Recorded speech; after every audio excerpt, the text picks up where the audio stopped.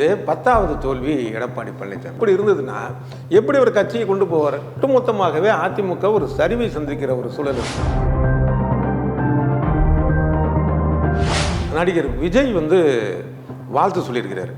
அவர் கட்சி பேரை பார்த்தா தமிழக வெற்றி கழகம், அதாவது தமிழ்நாட்டில் இயங்கக்கூடிய கட்சி. அப்போ அவர் யாருக்கு வாழ்த்து சொன்னார்? சந்திரபாபு காரு அப்படின்னு போட்டு ஒரு ட்விட்டு போட்டிருக்காரு. பவன் கல்யாண் அவங்க கூட இருக்கிறவர், அவருக்கு ஒரு பவன் கல்யாண் காரு அப்படின்னு போட்டு வாழ்த்து சொல்லியிருக்கிறார். தமிழ்நாட்டில் இப்போ பார்த்தீங்க அப்படின்னா நட்சத்திர நடிகர்கள் அவர்களுடைய தோல்வி அப்படின்னு தான் சொல்லணும். இப்போ ராதிகா, விருதுநகரில் ராதிகா தோல்வி. அதேமாதிரி கடலூரில் அவர் இயக்குனர் ப்ளஸ் நடிகர் தங்கர் பச்சான். அப்புறம் வேலூரில் மன்சூர் அலிகான் டெபாசிட் கூட வாங்கலை. நாம் தமிழர் கட்சி இந்த புது சின்னம் அப்படிங்கிறதுக்காக சொல்ல வர்றேன். அவங்களும் அந்த புது சின்னத்தை வெகு விரைவாக அந்த சமூக வலைதளங்கள் மூலமாக பரப்பி கணிசமான வாக்கு வாங்கியிருக்கிறாங்க.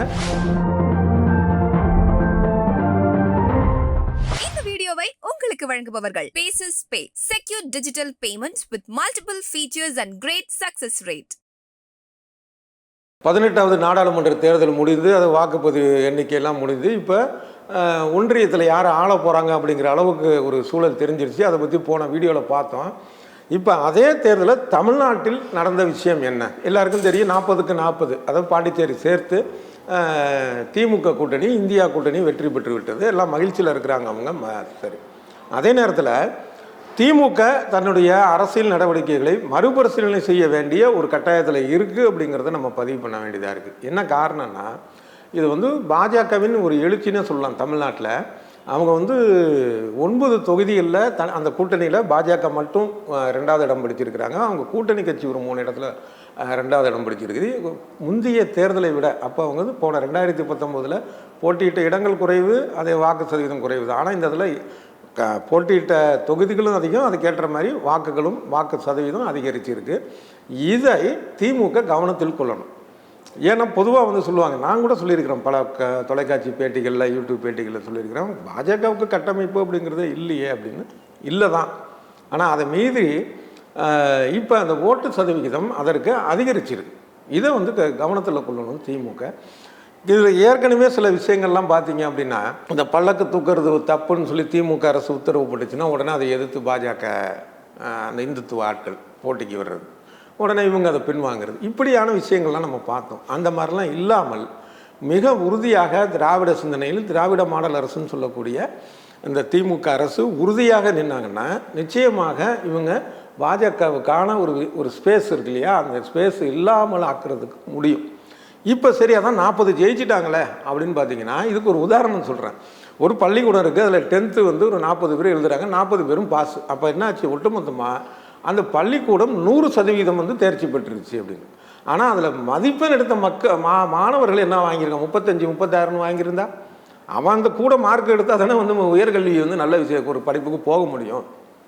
அப்போ அந்த வகையில் பார்க்கும்போது திமுக கூடுதல் கவனத்தோடு செயல்பட வேண்டிய ஒரு கட்டாயத்தில் இருக்குது அப்படிங்கிறது ஒரு பக்கம். இன்னொன்று, அதிமுக இன்னும் திமுக எந்த அளவுக்கு கவனமாக இருக்கணுமோ அதை விட 100 மடங்கு கவனமாக இருக்க வேண்டிய ஒரு சூழல் இருக்குங்கிறத இந்த தேர்தல் முடிவு சொல்லியிருக்குது. இப்போ தேர்தலுக்கு முன்னாடியே பாஜக தமிழ்நாடு தலைவர் சொல்லிகிட்டே இருந்தார் அண்ணாமலை, நாங்கள் திமுகவுக்கு எங்களுக்கு தான் போட்டி, நாங்கள் இத்தனை ஜெயிச்சிருவோம் அது இதுன்னு. அண்ணாமலை சொல்கிறது பெருசாக எடுத்துக்க வேண்டியதில்லை அப்படின்னு எல்லாரும் இருந்தாங்க. அதே மாதிரி தான் தேர்தல் முடிவும் பார்த்திங்கன்னா அவர் சொன்ன அளவுக்கெல்லாம் பாஜக ஓட்டு வாங்கலாம். ஆனால் அதிமுகவுக்கு டஃப் ஃபைட்டு கொடுக்குற அளவுக்கு இது வந்திருக்கு அப்படிங்கிறது அதிமுகவுக்கு மிகப்பெரிய சரிவு அப்படின்னு தான் நம்ம சொல்லணும். அந்த சரிவிலேருந்து மீளணும் அந்த கட்சி. முக்கியமாக இப்போ ஜெயலலிதா இருந்தபோது பார்த்திங்கன்னா மோடியா லேடியான்னு கேட்டு அத்தனை தொகுதியும் வெற்றி பெற்றது, 37 வெற்றி பெற்றது ஒரு காலகட்டம். ஆனால் அவங்க மறைவுக்கு பிறகு இது 10வது தோல்வி எடப்பாடி பழனிசாமி. ஒவ்வொன்றா சட்டமன்ற தேர்தல், நாடாளுமன்ற தேர்தல், உள்ளாட்சி தேர்தல், வரிசையாக பார்த்தீங்கன்னா இப்படி இடைத்தேர்தல்கள் இப்படி இருந்ததுன்னா எப்படி ஒரு கட்சியை கொண்டு போவார்? இந்த நேரத்தில் மதிமுக திருச்சி எம்பி துரை வைகோ அவர்கள் சொன்ன விஷயத்த அவர் நேற்று சொல்லியிருக்கிறாரு. அதாவது அதிமுகங்கிறது திராவிட கட்சி, எங்கள் சகோதரர். திமுக அதிமுக மோதல்ங்கிறது பங்காளி சண்டை, இது பரவாயில்ல. ஆனால் பாஜகவை வர விட்டுறக்கூடாது, இந்த அதிமுகவுடைய சரிவு எங்களுக்கு வருத்தத்தை ஏற்படுத்துது அப்படிங்கிறாரு. இது உண்மையான ஒரு உணர்வு, ஒரு திராவிட சிந்தனை உள்ளவர்களுக்கு ஏற்படக்கூடிய ஒரு உணர்வு. இப்போ இந்த எடப்பாடி பழனிசாமி அவர்கள் தன்னுடைய அரசியல் நடவடிக்கைகளை குறித்து தீவிரமாக சிந்தித்து அவர் செயல்பட வேண்டிய கட்டாயத்தில் இருக்கிறார். அதிமுக பிரிவுகள் பார்த்தா கூட அவங்க வந்து மைனஸில் தான் போயிட்டுருக்காங்க. உதாரணம் டிடிவி தினகரன், அவருடைய சிஷ்யர் தான் தங்கத்தமிழ் செல்வன். அமமுக அப்படிங்கிற ஒரு சூழல் இருந்தப்போ தினகரன் கூட நின்றவர் தான். அதுக்கப்புறம் தான் திமுக வந்தார். இன்றைக்கி அவரே தினகரனை எதிர்த்து போட்டிட்டு வெற்றி பெற்றிருக்கிறாரு. அப்போ அதிமுகலேருந்து போன அமமுக. இன்னொரு பக்கம் பார்த்திங்கன்னா ஓபிஎஸ் ராமநாதபுரத்தில் அவரும் ஒரு ஆதரவாளர்களும் கண்டிப்பாக வெற்றி பெற்றுருவோம் இன்னும் வெற்றியை காணுமே.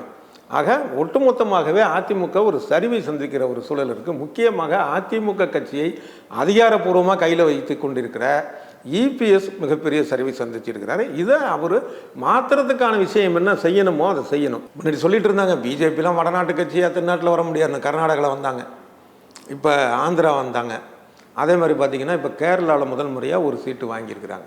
இந்த லெவலில் இருக்குது. தமிழ்நாட்டில் அவங்க முந்தைக்கு ஒன்றும் பெரிய வெற்றின்னு சொல்ல முடியாது தான், ஆனால் முன்னைக்கு இப்போ சதவீதம் அதிகரிச்சிருக்கு, வாக்கு சதவீதம். இதை கவனத்தில் கொண்டு திமுகவும் சரி அதிமுகவும் சரி செயல்படணும் அப்படிங்கிறது இந்த நேரத்தில் ஒரு முக்கியமான ஒரு பார்வையாக நான் பார்க்குறேன், பதிவு பண்ண விரும்புகிறேன். இந்த தேர்தலில் பல பேர் கவனிச்சிருப்பீங்கன்னு நினைக்கிறேன். பொதுவாக வந்து சினிமா ஆட்கள் வந்து அரசியலில் புகுந்து இங்கே கோல வச்சிருவாங்க அப்படிங்கிற ஒரு சூழல் வந்து பார்த்தா தமிழ்நாடு தான்ப்பா இப்படி அப்படிங்கிற ஒரு குறையாக கூட மற்ற மாநிலத்து ஆட்கள்லாம் சொல்லுவாங்க. அதை தெலுங்கு தவிர ஆந்திரா தவிர, ஏன்னா அங்கே என்டிஆர் இருந்தார், அந்த ஒரு சூழல் இருந்துச்சு. இப்போ பவன் கல்யாண் கூட வந்திருக்கிறாரு. இந்த மாதிரியான ஒரு சூழல் அங்கே.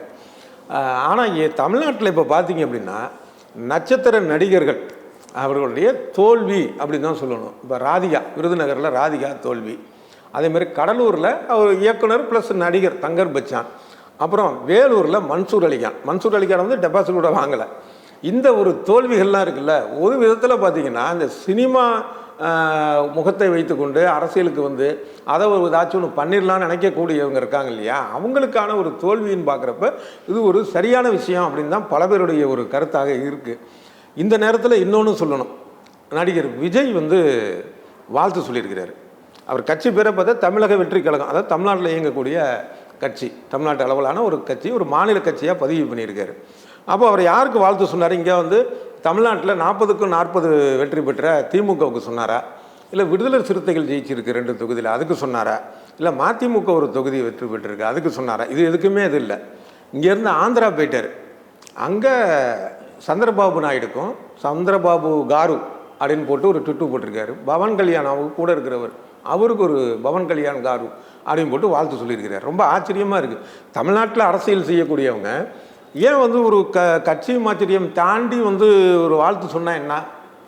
அதில் இன்னொன்று யோசிக்க வேண்டியதாக இருக்குது. இவர் வாழ்த்து சொன்னது அங்கே வலையக்க போய் சொல்லி, இவரோட வாழ்த்து அங்கே யாரும் எதிர்பார்க்க போகிறதில்ல, ஆனால் வலையக்க அங்கே சொல்லியிருக்கிறாரு. இங்கே எதுவுமே பேசலை, இது வரைக்கும் தகவல் சொல்லாது, ஒரு வாழ்த்து சொல்லலை திமுக கூட்டணி வெற்றி பெற்றதுக்கு. அங்கே அவர் சொன்ன அந்த 2 விஷயமே, 2 கட்சியுமே, சந்திரபாபு நாயுடாக இருக்கும் பவன் கல்யாணம் இருக்கட்டும், 2 பேருமே பாஜக கூட்டணியில் இருக்கிறவங்க.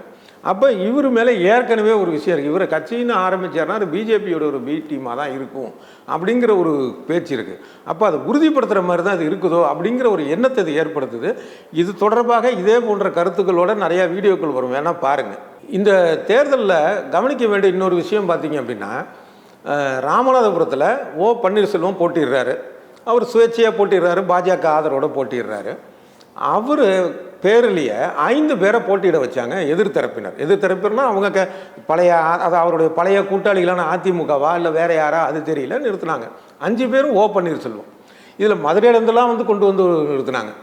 இது பல காலமாக நடக்கிற ஒரு விஷயந்தான். என்ன காரணம் அப்படின்னா, மக்கள் வாக்களிக்கும் போது வந்து குழம்பி போய் அந்த டம்மியாக நிறுத்தினாங்கல்ல யாரையோ அதே பேரில், அவங்களுக்கு வாக்களிச்சிருவாங்க அப்படின்னு.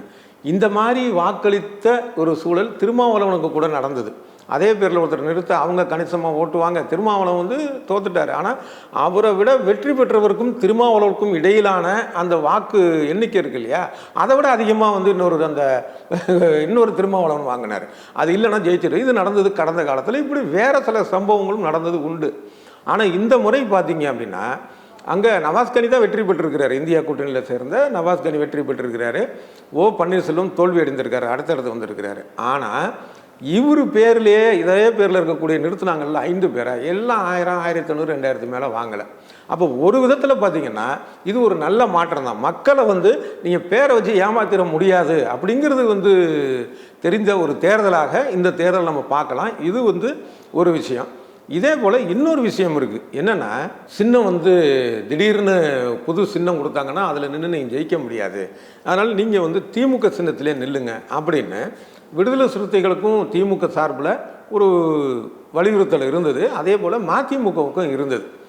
ஆனால் இந்த ரெண்டு கட்சியுமே அதுக்கு ஒத்துக்கலை. திருச்சியில் வந்து மதிமுக சார்பாக போட்டியிட்ட துரை வைகோ வந்து இல்லை நாங்கள் தனி சின்னத்தில் தான் போட்டியிடுவோம்னு சொல்லி, தனி சின்னங்கிறது கிட்டத்தட்ட உறுதியான அந்த காலகட்டம், அந்த ஒரு சந்தர்ப்பத்தில் இருந்த நேரத்தில் அங்கே அந்த தொண்டர்களுடைய ஒரு கூட்டம் நடக்குது தேர்தலுக்கு முந்தைய அந்த ஆயத்த நிர்வாகிகள் கூட்டம். அப்போ கூட பார்த்தா அவரை வந்து வற்புறுத்துறாங்க, நீங்கள் வந்து திமுக சின்னத்தில் நில்லுங்கன்ட்டு. அப்புறம் அந்த வீடியோ பார்த்துருப்பீங்க. ரொம்ப அப்படியே கண்ணு கலங்க இது பண்ணி, இல்லை நான் உயிரே போனாலும் தனி சின்னத்தான் நிற்போம் அப்படின்னு. ஆனால் அதே போல் தான் வந்து கடைசி நேரத்தில் தான் வந்தது தீப்பெட்டி சின்னம் அவருக்கு வந்தது. அவர் லட்சக்கணக்கான வாக்கு வித்தியாசத்தில் வெற்றி பெற்றிருக்கிறார். அதே போல் பானை சின்னத்தில் நின்ன விசிக சிதம்பரத்தில் வந்து திருமாவளவன் நிற்கிறார், விழுப்புரத்தில் ரவிக்குமார் நிற்கிறார். ரெண்டு பேருமே வந்து கணிசமான வாக்கு வித்தியாசம் வெற்றி பெற்றிருக்காங்க. இதுலேருந்து என்ன தெரியுது அப்படின்னா, வெறும் சின்னம் அப்படின்னு கண்ணை மூடிட்டு மக்கள் ஓட்டு போடுற காலத்துலேருந்து விலகி வந்திருக்கிறாங்க. தவிர இந்த ஒரு நவீன உலகத்தில் ஃபேஸ்புக்கு, ட்விட்டரு, அது இதுன்னு வந்து ஒரு இதில் பார்த்தீங்கன்னா, ஒரு சின்னம் திடீர்னு வந்தாலும் நீங்கள் அதை மக்கள்கிட்ட போய் ரீச் பண்ணிடலாம் அப்படிங்கிறது இதில் தெரியுது. இதெல்லாம் தாண்டி ஒரு விஷயம் வந்து என்னென்னா, ஒரு பெரிய கட்சி எந்த காரணத்தை கொண்டும் தான் கூட்டணியில் இருக்கிற கட்சியில் என் சின்னத்தில் போட்டிடுன்னு சொல்லக்கூடாதுங்கிறதுக்கான ஒரு உதாரணமாக கூட வச்சுக்கலாம். நான் இது சம்மந்தமாக ஏற்கனவே பேசியிருக்கிறேன். அதுக்கு ஒரு உதாரணம் சொல்லுவேன் நான். அது கேரளா சிபிஎம் கூட்டணியில் ஒரு இஸ்லாமியர்கள் கட்சி ஒன்று இருக்குது. அது ஒரு தொகுதியில் தான் இருக்குது. ஒரு தடவை கூட வந்து நீங்கள் வந்து சிபிஎம் சின்னத்தில் போட்டிடுங்கன்னு அங்கே சொன்னதே கிடையாதுங்க. சிபிஎம் தான் அங்கே பெரிய கட்சி, அவங்க கூட்டணியில் சொன்னது கிடையாது. அவங்க தனி சின்னத்தில் தான் அவங்க போட்டிடுறாங்க. அந்த கட்சியை சார்ந்தவர் அமைச்சராலாம் இருந்திருக்கிறாரு. அப்போ அந்த ஒரு ஜனநாயகம்ங்கிறது என்ன? ஜனநாயகங்கிற அமைப்பே வந்து பல கட்சி போட்டி போடுறது தானே, பல கட்சிகள் இயங்குறது தானே. நீ ஏன் சின்னத்தில் போட்டின்னு ஒரு பெரிய கட்சி சொல்லிட்டு, அது யார் திமுகன்னு இல்லை, திமுக சொன்னாலும் அதிமுக சொன்னாலும் காங்கிரஸ் சொன்னாலும் பாஜக சொன்னாலும் தவறு அது. அப்போ எல்லாரும் ஒரே கட்சியில் போட்டிட்டு இருக்குன்னா அப்புறம் ஒரு கட்சி முறை தானே வரும். இப்போ நம்ம பாஜக மேலே அதான குற்றச்சாட்டு வைக்கிறோம். ஒரு கட்சி ஆட்சியை கொண்டு வந்துடுவாங்க போல இருக்குது, இவங்களுடைய நோக்கம் அதுவாக தான் இருக்குதுன்னு சொல்கிறோம்ல. அப்போ அதையே வந்து அதை எதிர்க்கக்கூடிய கட்சிகள் எப்படி செய்யலாம் அதை. இப்போ அது மாதிரி செய்ய தேவையில்லைங்கிறதையும் இந்த தேர்தல் முடிவு ஒரு தீர்ப்பு சொல்லியிருக்குது. இது ஒரு நல்ல ஒரு விஷயம் தான் நான் பார்க்குறேன். அதே போல் தான் நாம் தமிழர் கட்சி இந்த புது சின்னம் அப்படிங்கிறதுக்காக சொல்ல வர்றேன். அவங்களும் அந்த புது சின்னத்தை வெகு விரைவாக அந்த சமூக வலைதளங்கள் மூலமாக பரப்பி கணிசமான வாக்கு வாங்கியிருக்கிறாங்க. அவன் டெபாசிட் வாங்கலை, இல்லை வந்து தோல்வி, அவங்க வந்து எந்த இதில் வந்து வெற்றி பெற்றாங்க, இதனால் என்ன பிரயோஜனம், அதெல்லாம் ஒரு பக்கம். இன்னொரு பக்கம் பார்த்தீங்க அப்படின்னா கணிசமான வாக்கு வாங்கியிருக்கிறாங்க அப்படிங்கிறது மட்டும் இல்லாமல் அவங்களுக்கு தேர்தல் ஆணையத்துடைய அங்கீகாரம் கிடைக்க ஒரு வாய்ப்பு கிடைச்சிருக்கு இதன் மூலமாக. இந்த ரெண்டு விஷயத்துலையும் நம்ம சொல்ல வருது என்னென்னா, புது சின்னம் அப்படிங்கிறதுனால ஒரே பேரில் இருக்கக்கூடியவங்களுக்கு வந்து 4 பேர் போட்டிட்டால் மக்கள் குழம்பிடுவாங்கங்கிற அந்த அறியாமை காலகட்டம் கடந்து விட்டதாக நினைக்கிறேன். இது ஜனநாயகத்துக்கு கிடைத்த இன்னொரு வெற்றி அப்படிங்கிறதான் பார்க்குற மாதிரி இருக்குது. இன்னும் பல விஷயங்களை வந்து நம்ம நடுவில் பேசுவோம். நன்றி, வணக்கம். இந்த வீடியோ உங்களுக்கு பிடிச்சிருந்தா லைக் பண்ணுங்க, ஷேர் பண்ணுங்க, கமெண்ட் பண்ணுங்க. மறக்காம OH தமிழ் சேனலுக்கு சப்ஸ்கிரைப் பண்ணுங்க.